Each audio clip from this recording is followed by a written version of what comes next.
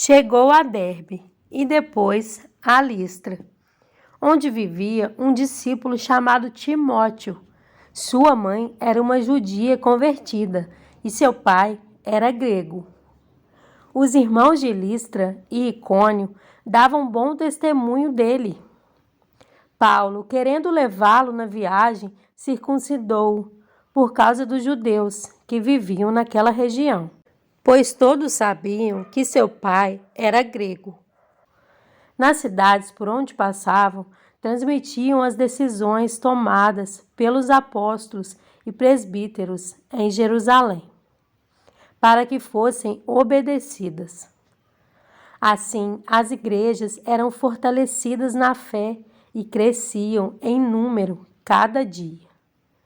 Paulo e seus companheiros viajaram pela região da Frígia e da Galácia, tendo sido impedidos pelo Espírito Santo de pregar a palavra na província da Ásia.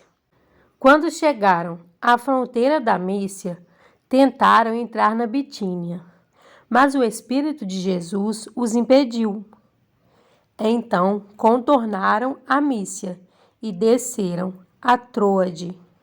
Durante a noite, Paulo teve uma visão, na qual um homem da Macedônia estava em pé e lhe suplicava: passe a Macedônia e ajude-nos.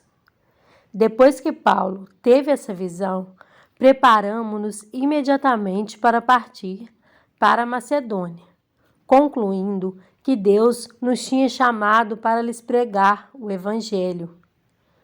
Partindo de Troade, navegamos diretamente para Samotrácia e no dia seguinte para Neápolis. Dali partimos para Filipos, na Macedônia, que é colônia romana e a principal cidade daquele distrito. Ali ficamos vários dias. No sábado saímos da cidade e fomos para a beira do rio, onde esperávamos encontrar um lugar de oração. Sentamo-nos e começamos a conversar com as mulheres que se haviam reunido ali. Uma das que ouviam era uma mulher temente a Deus, chamada Lídia, vendedora de tecido de púrpura da cidade de Tiatira. O Senhor abriu seu coração para atender a mensagem de Paulo. Tendo sido batizada, bem como os de sua casa, ela nos convidou, dizendo: se os senhores me consideram uma crente no Senhor, venham ficar em minha casa. E nos convenceu.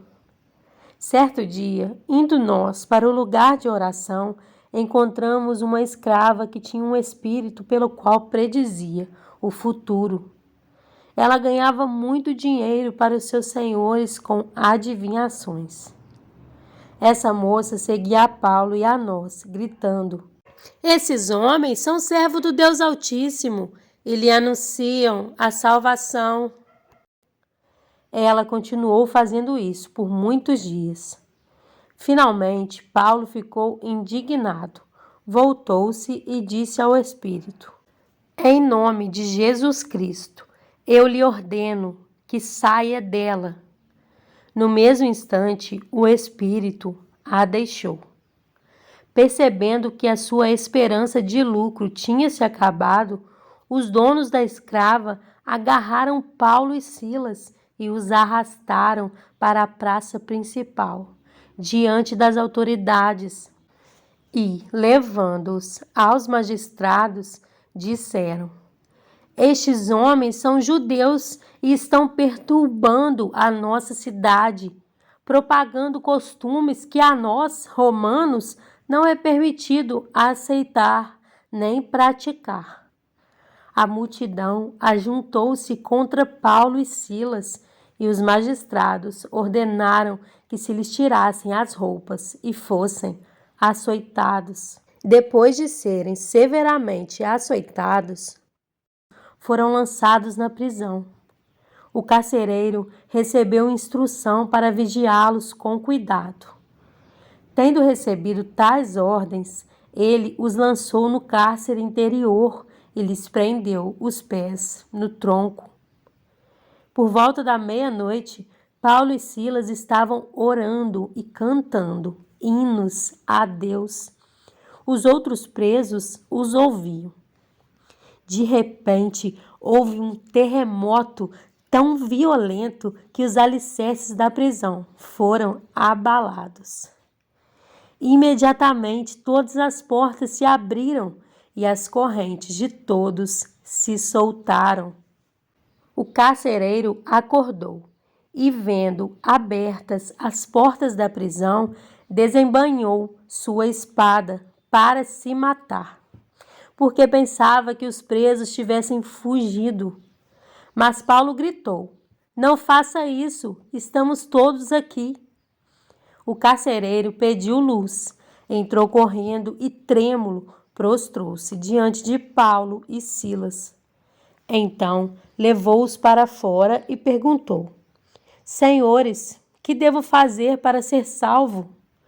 Eles responderam: "Creia no Senhor Jesus e serão salvos você e os de sua casa." E pregaram a palavra de Deus a ele e a todos os de sua casa. Naquela mesma hora da noite, o carcereiro lavou as feridas deles. Em seguida, ele e todos os seus foram batizados. Então os levou para sua casa, serviu-lhes uma refeição e com todos os de sua casa alegrou-se muito por haver crido em Deus. Quando amanheceu, os magistrados mandaram os seus soldados ao carcereiro com esta ordem: "Solte esses homens." O carcereiro disse a Paulo: "Os magistrados deram ordens para que você e Silas sejam libertados. Agora podem sair, vão em paz." Mas Paulo disse aos soldados: "Sendo nós cidadãos romanos, eles nos aceitaram publicamente, sem processo formal, e nos lançaram na prisão. E agora querem livrar-se de nós secretamente? Não, venham eles mesmos e nos libertem." Os soldados relataram isso aos magistrados, os quais, ouvindo que Paulo e Silas eram romanos, ficaram atemorizados. Vieram para se desculpar diante deles e, conduzindo-os para fora da prisão, pediram-lhe que saíssem da cidade. Depois de saírem da prisão, Paulo e Silas foram à casa de Lídia, onde se encontraram com os irmãos e os encorajaram, e então partiram. Em João 14, 21 a 26, diz: "Quem tem os meus mandamentos e lhes obedece, esse é o que me ama. Aquele que me ama será amado por meu Pai, e eu também o amarei e me revelarei a ele." Disse então Judas, não Iscariotes: "Senhor, mas por que te revelarás a nós e não ao mundo?" Respondeu Jesus: "Se alguém me ama, guardará a minha palavra. Meu Pai o amará. Nós viveremos a ele e faremos nele morada. Aquele que não me ama não guarda as minhas palavras. Estas palavras que vocês estão ouvindo não são minhas, são de meu Pai que me enviou.